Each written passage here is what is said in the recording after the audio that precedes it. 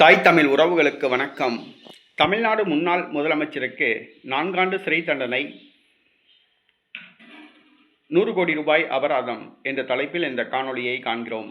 தமிழ்நாடு முன்னாள் முதலமைச்சர் 4 ஆண்டு சிறை தண்டனை பெற்றார், 100 கோடி அபராதம் நீதிமன்றம் விதித்தது என்ற தலைப்பில் இந்த காணொளியை காண்கிறோம். தமிழ்நாடு முன்னாள் முதலமைச்சர் செல்வி ஜெயலலிதா இவர் 1991 முதல் 96ஆம் ஆண்டு வரை 5 ஆண்டு காலம் தமிழகத்தில் முதலமைச்சராக இருந்த பொழுது தனது வருமானத்திற்கு அதிகமாக சொத்து குவித்ததாக வழக்கு தொடுக்கப்பட்டது. முன்னாள் மத்திய அமைச்சர், ஜனதா கட்சியின் முன்னாள் தலைவர் சுப்பிரமணியன் சாமி கவர்னரிடம் அனுமதி பெற்று இந்த வழக்கை தொடுத்தார்.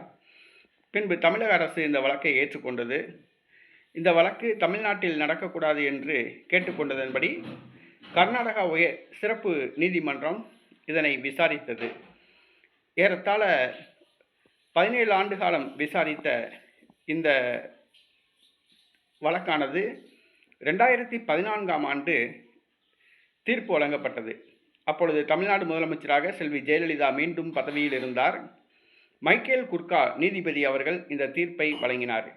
செல்வி ஜெயலலிதா, சசிகலா, இளவரசி, சுதாகரன் ஆகிய 4 பேருக்கும் தலா 4 ஆண்டு சிறை தண்டனை விதித்தார். செல்வி ஜெயலலிதாவுக்கு 100 கோடி ரூபாய் அபராதம் விதித்தார். உடனடியாக செல்வி ஜெயலலிதா முதலமைச்சர் பதவியையும் எம்எல்ஏ பதவியையும் இழந்தார். 2 ஆண்டுகளுக்கு மேல் தண்டனை பெற்றவர்கள் சட்ட விதிகளின்படி அவர் பதவி இழந்தார். உடனடியாக சிறையில் அடைக்கப்பட்டார். ஜாமீன் பெற்று மீண்டும் வெளியே வந்தார். இந்த வழக்கு கர்நாடகா நீதிமன்றத்தில் மேல்முறையீடு செய்யப்பட்டது. மேல்முறையீட்டில் செல்வி ஜெயலலிதா நிரபராதி என்று தீர்ப்பளிக்கப்பட்டது. கர்நாடக நீதிமன்றம் சுப்ரீம் கோர்ட்டில் மேல்முறையீடு செய்தது. இந்த மேல்முறையீட்டின் மீது விசாரணை முடிந்து தீர்ப்பு எழுதப்பட்டது. தீர்ப்பு எழுதப்பட்டவுடன் செல்வி ஜெயலலிதா காலமாகிவிட்டார். ஜெயலலிதா காலமாகி 1.5 மாதங்களுக்கு பிறகு தீர்ப்பு வழங்கப்பட்டது. ஜெயலலிதா இறந்து விட்டதால் அந்த வழக்கிலிருந்து விடுவிக்கப்பட்டார்.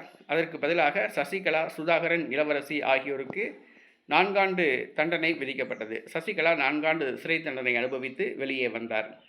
தமிழக முன்னாள் முதலமைச்சராக இருந்த செல்வி ஜெயலலிதாவுக்கு கர்நாடகா சிறப்பு நீதிமன்றம் 4 ஆண்டு சிறை தண்டனை விதித்தது. இதன் காரணமாக உடனடியாக தன் முதலமைச்சர் பதவியை இழந்தார் என்பது குறிப்பிடத்தக்கது.